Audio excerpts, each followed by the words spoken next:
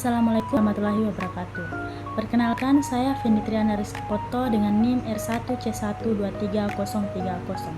Pada kesempatan ini saya akan mempresentasikan tentang genesa dan lingkungan pengendapan atau pembentukan batu bara. Materi ini membahas bagaimana batu bara terbentuk, proses-proses yang terjadi selama jutaan tahun, serta lingkungan khusus yang memungkinkan terjadinya pembatubaraan. Baik, langsung saja. Pertama, kita akan mulai dari definisinya. Menurut Elliott 1981, batu bara merupakan batuan sedimen yang terdiri dari unsur karbon, hidrogen, dan oksigen sebagai komponen utama, serta ada unsur tambahan seperti sulfur dan nitrogen, termasuk juga mineral anorganik. Secara umum, batu bara terbentuk dari akumulasi sisa tumbuhan purba yang kemudian terawetkan di lingkungan rawa. Seiring waktu, material organik ini tertimbun, terkompaksi, dan mengalami peningkatan tekanan serta suhu, sehingga berubah menjadi batuan kaya karbon. Proses ini dikenal sebagai qualification. Selanjutnya kita masuk pada genesa batuan. Secara global, batu bara banyak terbentuk pada masa yang dikenal sebagai zaman batu bara atau Coal Age. Ada dua periode utama. Pertama, pada masa pra-tersier, khususnya periode karbon sekitar 345 sampai 280 juta tahun lalu. Kedua, pada era tersier dari Eosen hingga Miosen sekitar 100 sampai 45 juta tahun lalu. Jadi dapat kita simpulkan bahwa batu bara mulai terbentuk pada zaman Paleozoikum dan prosesnya terus berlanjut hingga Kenozoikum. Selanjutnya, sebelum membahas tiap tahap, penting untuk dipahami bahwa genesa batu bara berlangsung secara bertahap, mulai dari tumbuhan, gambut, lignit, subbitumen, bitumen, hingga antrasit. Proses ini dikontrol oleh tekanan, suhu, kedalaman penguburan, serta waktu geologi yang sangat panjang. Baik, kita masuk pada tahap pertama, yaitu pembentukan gambut.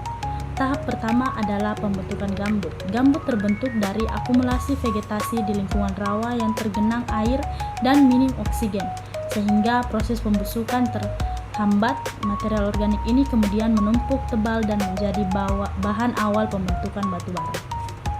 Selanjutnya kita masuk pada tahap kedua, yaitu pembentukan lignit. Gambut yang terkubur oleh sedimen mulai mengalami tekanan dan suhu yang meningkat.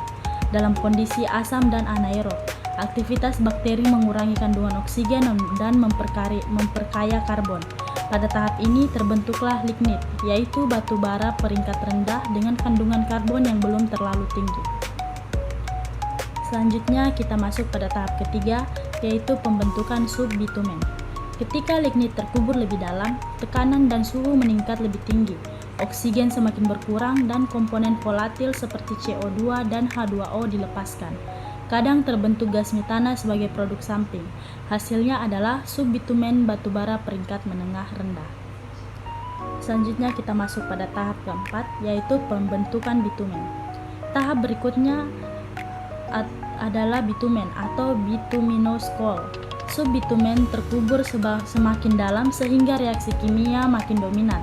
Kandungan oksigen terus menurun, hidrogen ikut berkurang, dan gas-gas seperti metana serta karbon dioksida dilepaskan. Karena peningkatan karbon yang signifikan, batu bara berubah menjadi bitumen, yaitu batu bara rank menengah sampai tinggi. Selanjutnya kita masuk pada tahap kelima, yaitu pembentukan antrasit. Pada tahap terakhir ini, batu bara mengalami proses antrasitisasi. Batuan terkubur sangat dalam dengan tekanan dan suhu sangat tinggi. Oksigen menjadi hampir konstan, namun hidrogen menurun cepat. Di tahap ini, reaksi kimia paling dominan sehingga menghasilkan antrasit, batu bara dengan kadar karbon paling tinggi dan kualitas terbaik. Pada slide ini ditunjukkan perubahan komposisi unsur dari tahap ke tahap secara umum. Kandungan karbon semakin meningkat dari gambut hingga antrasit, sedangkan kandungan oksigen dan hidrogen justru semakin menurun. Perubahan ini menjadi indikator utama derajat pembatubaraan atau coal rank. Selanjutnya kita masuk ke lingkungan pengendapan. Menurut Rigby dan Hamblin 1972, lingkungan pengendapan adalah tempat terjadinya akumulasi sedimen yang memiliki kondisi fisik, kimia, dan biologis yang khas. Untuk batu bara, lingkungan pengendapan yang ideal adalah rawa bertanah lunak, tergenang air, anaerob, lembab dan memiliki sedimentasi rendah sehingga bahan organik dapat terawetkan secara gambut. Menurut Horn 1978, lingkungan pengendapan batu bara dibagi menjadi 5, yaitu lingkungan barier, lingkungan back barrier, lingkungan lower delta plain, lingkungan transitional delta plain, dan lingkungan upper delta plain atau fluvial. Lingkungan barier sendiri adalah daerah yang berada di belakang barrier island atau penghalang pantai. Di sini energi ombak relatif tinggi di bagian luar, tetapi di bagian belakang barrier energinya rendah sehingga vegetasi bisa tumbuh.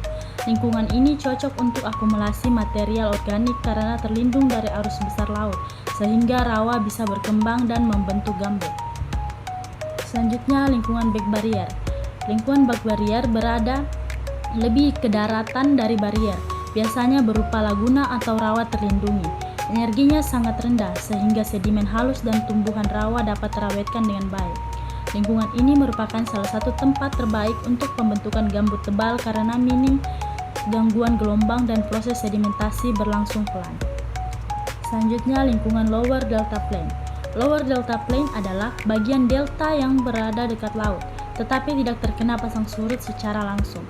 Lingkungan ini masih dipengaruhi air payau, namun sudah cukup stabil untuk pertumbuhan vegetasi. Karena itu, rawa-rawa delta dapat berkembang dan menjadi tempat akumulasi organik yang berpotensi membentuk batu bara. Selanjutnya, lingkungan transitional delta plain. Transitional delta plain merupakan zona transisi antara lower dan upper delta plain. Daerah ini lebih dipengaruhi oleh fluktuasi air sungai dan pasang surut ringan. Walaupun terdapat perubahan muka air yang relatif sering, vegetasi rawa masih bisa tumbuh dan menghasilkan gambut, meskipun ketebalannya biasanya tidak setebal daerah yang benar-benar stabil. Yang terakhir, lingkungan upper delta plain atau fluvial. Upper delta plain adalah bagian delta yang lebih jauh ke daratan dan didominasi oleh sistem sungai atau fluvial. Daerah ini relatif stabil, tidak terkena pasang surut air laut, dan sering berkembang menjadi rawa-rawa darat. Karena vegetasi tumbuh subur dan kondisi air sering tergenang, lingkungan ini sangat mendukung pembentukan gambut tebal. Inilah salah satu lingkungan paling produktif dalam menghasilkan batu bara.